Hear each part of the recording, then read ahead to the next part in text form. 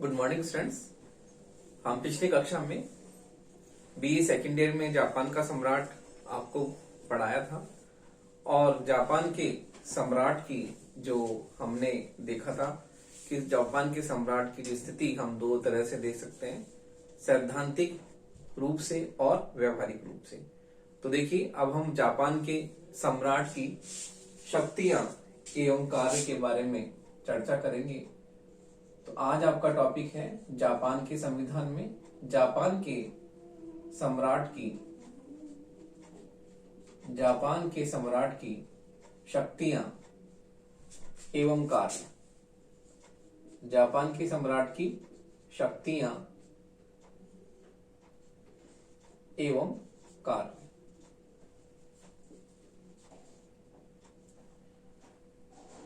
तो देखिए, जापान के सम्राट की शक्तियां एवं कार्य हम सैद्धांतिक दृष्टि से सम्राट की शक्तियां एवं स्थिति के बारे में बात करते हैं। सैद्धांतिक दृष्टि से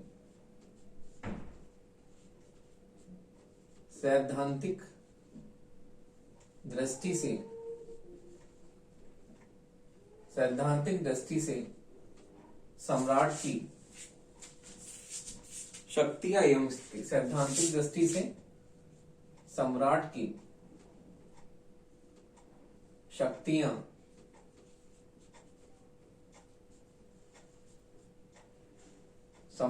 शक्तियां एवं स्थिति।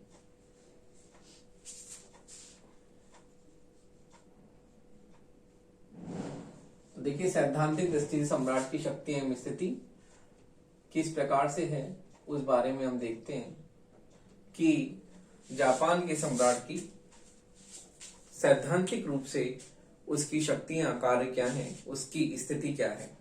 तो देखिए, सैद्धांतिक दृष्टि के अंतर्गत हम सम्राट की उन शक्तियां एवं उन कार्यों का, तो देखिए सैद्धांतिक दृष्टि से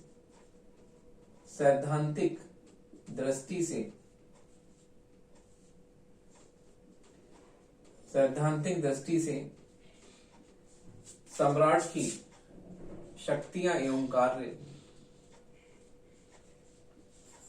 सम्राट की शक्तियां एवं कार्य। शक्ति एवं कार्य वर्तमान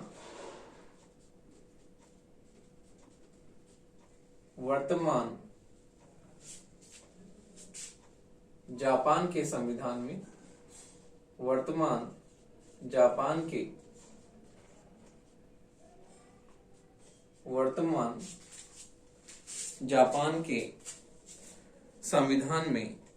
उपलब्ध है। वर्तमान जापान के संविधान में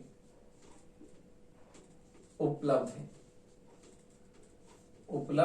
है। जापान के संविधान के प्रथम अध्याय की, जापान के संविधान के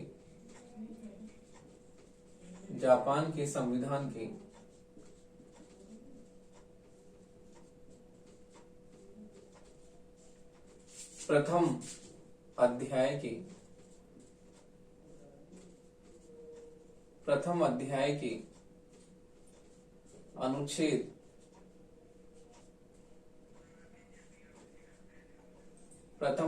के अनुच्छेद 6 व 7। प्रथम अध्याय के अनुच्छेद 6 व 7 में सम्राट की 6 व 7 में सम्राट की निम्नलिखित शक्तियां, सम्राट की निम्नलिखित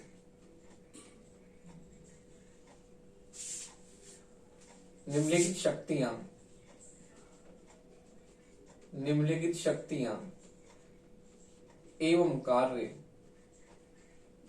उपलब्ध है। निम्नलिखित शक्तियां एवं कार्य उपलब्ध है। तो देखिए, सम्राट को जो निम्नलिखित शक्तियां प्राप्त है हम देखते हैं। पहली शक्ति है कार्यपालिका संबंधी शक्तियां। तो देखिए कार्यपालिका संबंधी शक्तियां, सम्राट को कार्यपालिका संबंधी क्या क्या शक्तियां दी गई हैं? कार्यपालिका संबंधी शक्तियां एवं कार्य, कार्यपालिका संबंधी शक्तियां एवं कार्य। तो हम देखते हैं इसमें सम्राट को कार्यपालिका संबंधी, सम्राट को कार्यपालिका संबंधी, कार्यपालिका संबंधी निम्नलिखित शक्तियां, निम्नलिखित शक्तियां, निम्नलिखित शक्तियां एवं कार्य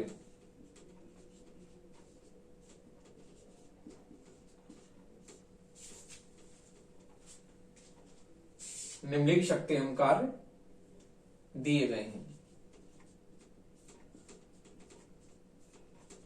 तो देखिए सम्राट को जो कार्यपालिका संबंधी शक्तियां दी गई हैं वो इस प्रकार से हैं।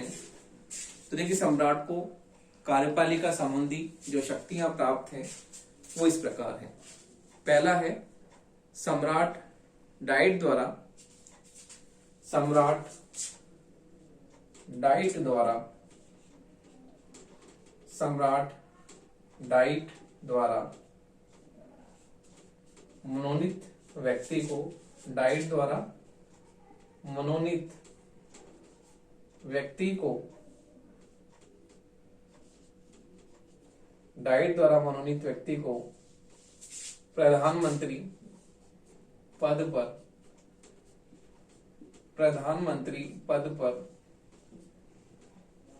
नियुक्त, प्रधानमंत्री पद पर नियुक्त करता है। सम्राट डाइट द्वारा मनोनीत व्यक्ति को प्रधानमंत्री पद पर नियुक्त करता है। अगला है सम्राट मंत्रियों तथा उच्च पदाधिकारियों के, सम्राट मंत्रियों तथा, सम्राट मंत्रियों तथा उच्च पदाधिकारियों, उच्च पदाधिकारियों, मंत्रियों तथा उच्च पदाधिकारियों की नियुक्ति एवं पदाधिकारियों की नियुक्ति एवं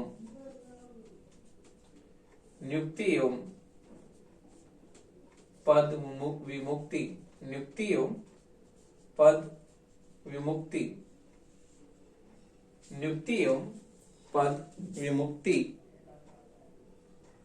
को नियमानुसार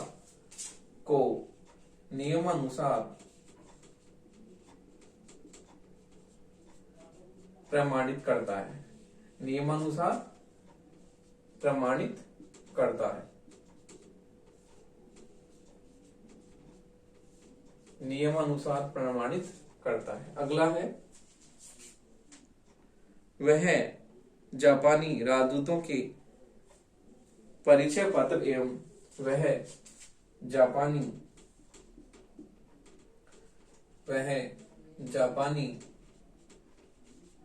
राजदूतों के परिचय पत्र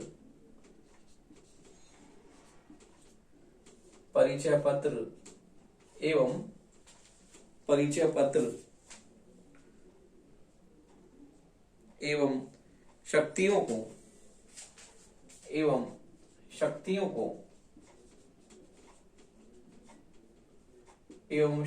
को प्रमाणित, शक्तियों को प्रमाणित करता है।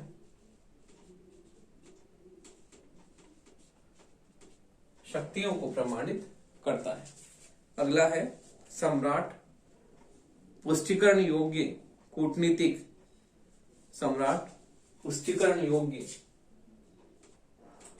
सम्राट पुष्टिकरण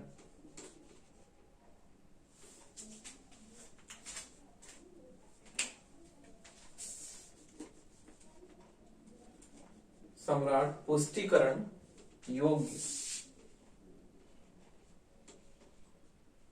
पुष्टिकरण योग्य कूटनीतिक, योग्य कूटनीतिक दस्तावेजों, योग्य कूटनीतिक कूटनीतिक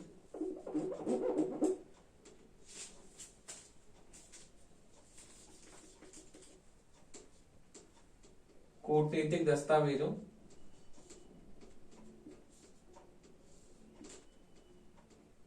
कूटनीतिक दस्तावेजों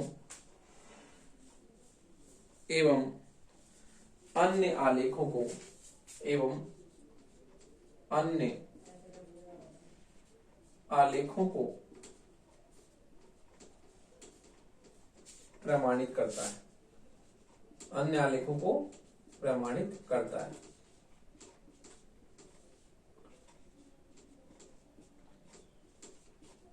तो देखिए इस प्रकार जापान के सम्राट को जो कार्यपालिका संबंधी प्रमुख शक्तियां इस प्रकार दी गई है कि सम्राट डाइट द्वारा मनोनीत व्यक्ति को प्रधानमंत्री के पद पर नियुक्त करता है।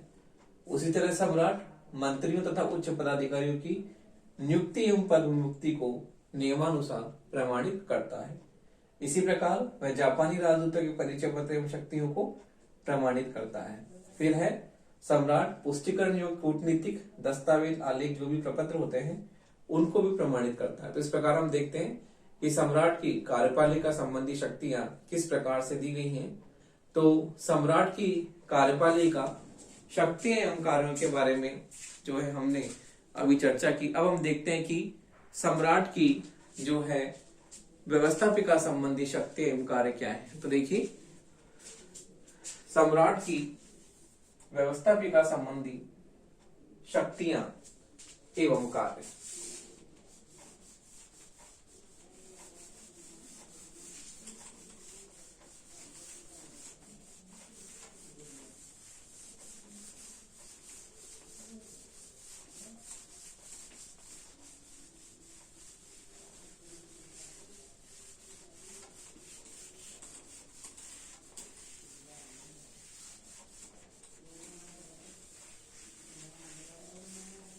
तो देखिए सम्राट की कार्यपालिका शक्तियों के बाद में है सम्राट की व्यवस्थापिका संबंधी, सम्राट की व्यवस्थापिका संबंधी,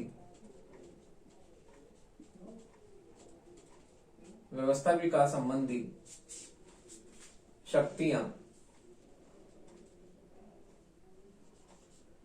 शक्तियां एवं कार्य। व्यवस्थापिका संबंधी शक्तियां एवं कार्य। देखिए सम्राट को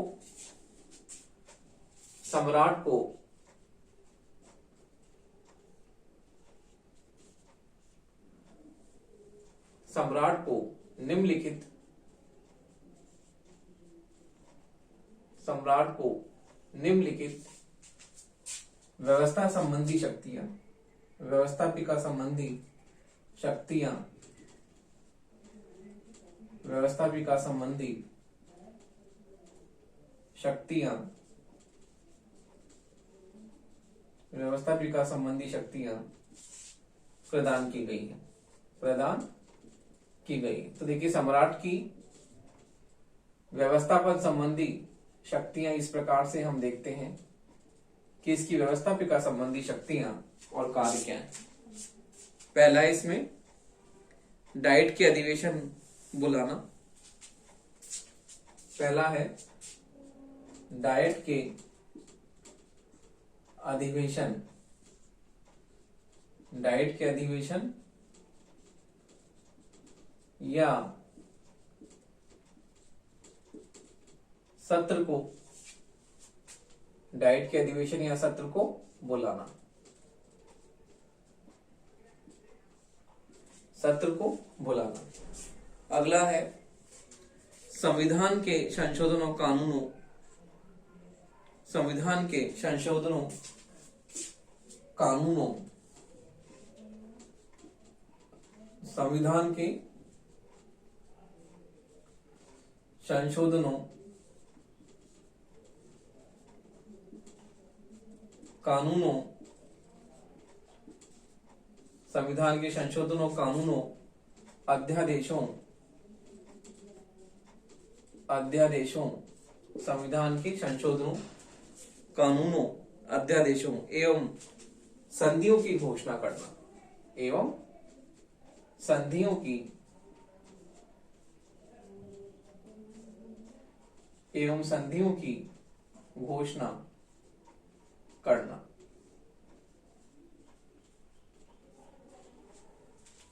संधियों की घोषणा करना। अगला है डाइट के प्रथम सदन, डाइट के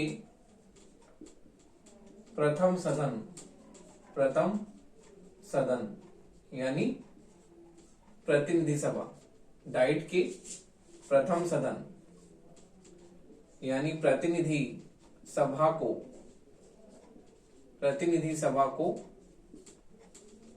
भंग करना, प्रतिनिधि सभा को भंग करना। अगला है डाइट के आम चुनावों की घोषणा करना, डाइट के, डाइट के आम चुनावों की, आम चुनावों की घोषणा करना। तो देखिए डाइट के आम चुनावों की घोषणा भी जापान के सम्राट द्वारा की जाती है। तो देखिए इस प्रकार जापान के सम्राट को कार्यपालिका संबंधी शक्तियां प्राप्त हैं, उसी प्रकार से उसे व्यवस्थापिका संबंधी शक्तियां भी प्रदान की गई हैं। तो देखिए जापान में सम्राट को व्यवस्थापिका संबंधी शक्ति में देखते हैं डाइट के अधिवेशन या सत्रों को बुलाना, सत्रों को आहूत करना, सत्रों को आमंत्रित करना, ये सम्राट की शक्ति है।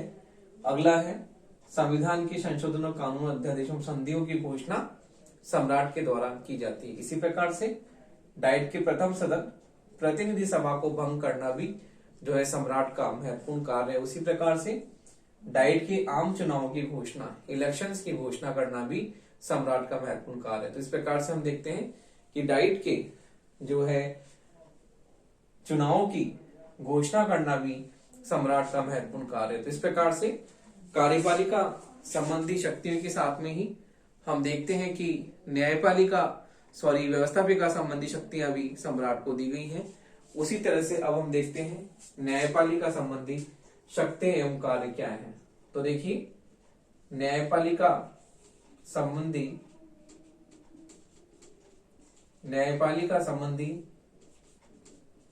शक्तियां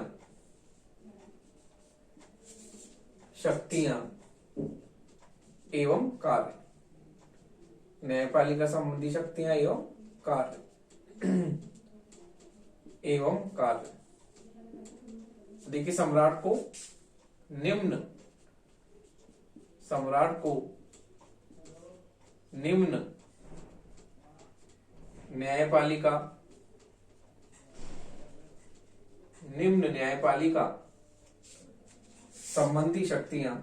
न्यायपालिका संबंधी शक्तियां प्राप्त हैं। तो देखिए सम्राट को न्यायपालिका संबंधी शक्तियां जो प्रदान की गई है वो इस प्रकार से है। पहली शक्ति है मंत्रिमंडल द्वारा मनोनीत व्यक्ति को, मंत्रिमंडल द्वारा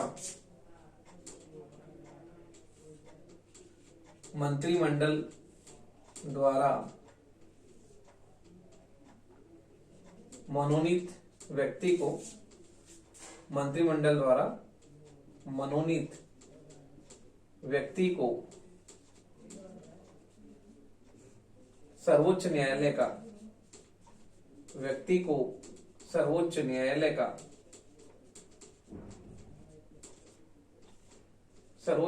का मुख्य न्यायाधीश सर्वोच्च न्यायालय का मुख्य न्यायाधीश सर्वोच्च न्यायालय का मुख्य न्यायाधीश नियुक्त करना मुख्य न्यायाधीश नियुक्त करना।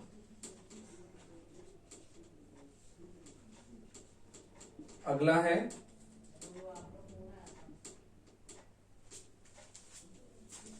है न्यायालय द्वारा दंडित व्यक्ति को क्षमादान देना। न्यायालय द्वारा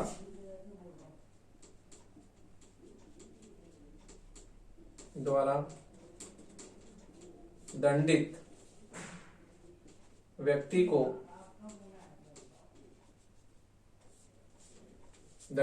को क्षमादान देना।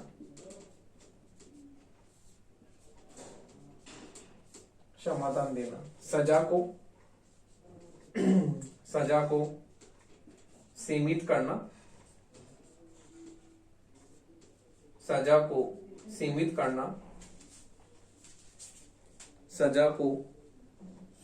सीमित करना अथवा स्थगित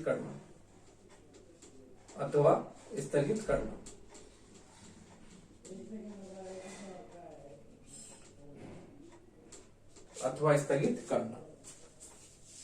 अगला है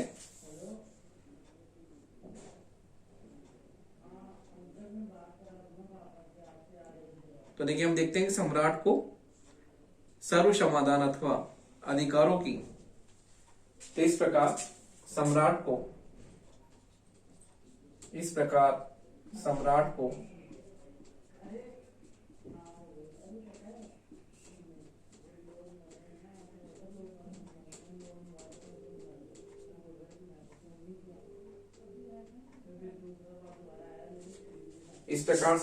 सर्व क्षमादान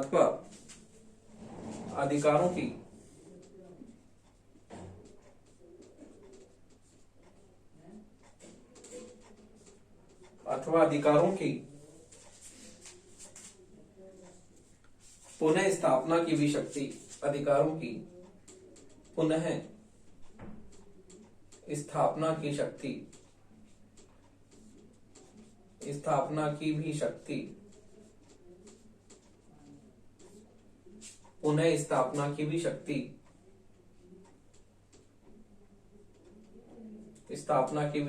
प्राप्त है। तो देखिए इस प्रकार से सम्राट को व्यवस्थापिका संबंधी शक्ति प्राप्त है, उसी प्रकार से उसे न्यायपालिका संबंधी शक्तियां भी प्राप्त है। पहला है मंत्रिमंडल द्वारा मनोनीत व्यक्ति को सर्वोच्च न्यायालय का मुख्य न्यायाधीश के रूप में उसके नियुक्त करना। अगला है न्यायालय द्वारा दंडित व्यक्ति को क्षमादान देना, उसके दंड को सीमित करना अथवा स्थगित करना। इसी प्रकार सम्राट को सर्व क्षमादान अथवा अधिकारों की पुनः स्थापना की भी शक्ति उसको प्राप्त है कि सजा को पूरी तरह से वो माफ कर सकता है, उसी प्रकार से अधिकारों की पुनः स्थापना की शक्ति भी उसको प्राप्त है। तो इस प्रकार से हम देखते हैं कि सम्राट को जो कार्यपालिका संबंधी शक्तियां, व्यवस्थापिका संबंधी शक्तियों के साथ ही उसे न्यायपालिका संबंधी शक्तियां भी महत्वपूर्ण रूप से प्राप्त है। अब हम देखते हैं अगला है, अगली शक्तियां देखते हैं।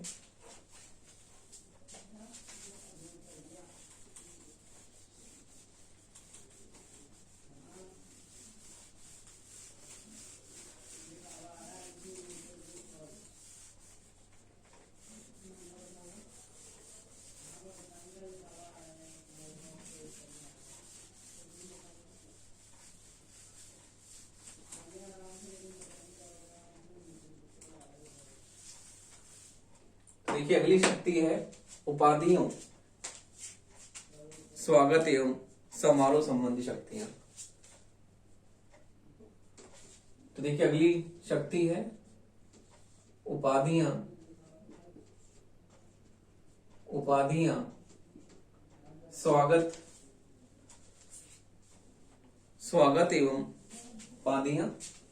स्वागत एवं एवं समारोह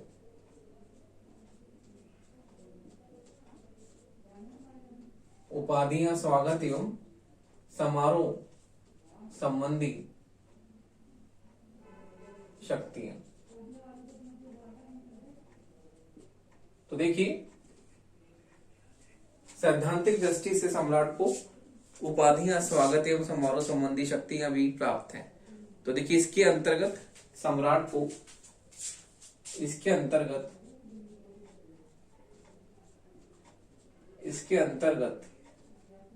सम्राट को निम्नलिखित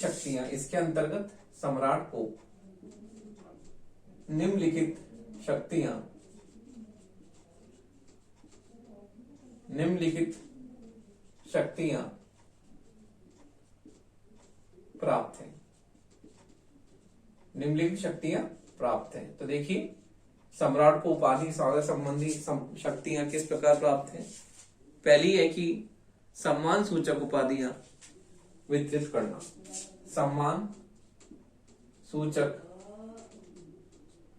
सम्मान सूचक उपाधियां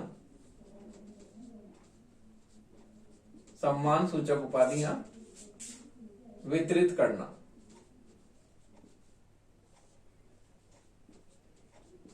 सम्मान सूचक संबंधी उपाधियां वितरित करना। अगली है विदेशी राजदूतों, मंत्री एवं राज्याध्यक्ष। विदेशी राजदूतों,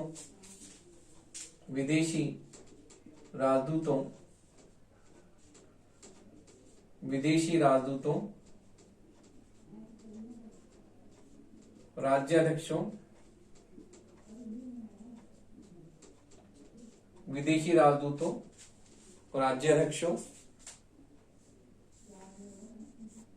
मंत्रियों आदि का स्वागत करना।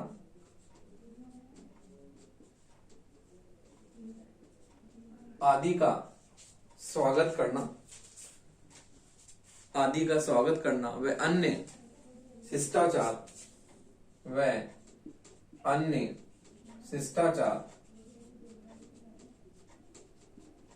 पूरा करना। अगला है विदेशी समारोह से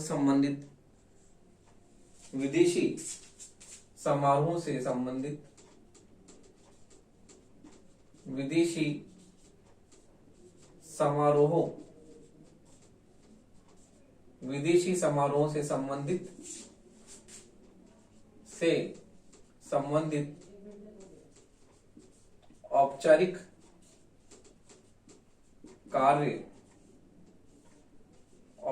कार्य करना। विदेशी समारोह से संबंधित औपचारिक कार्य करना। सॉरी, विदेशी नहीं, विशिष्ट समारोह से संबंधित विशिष्ट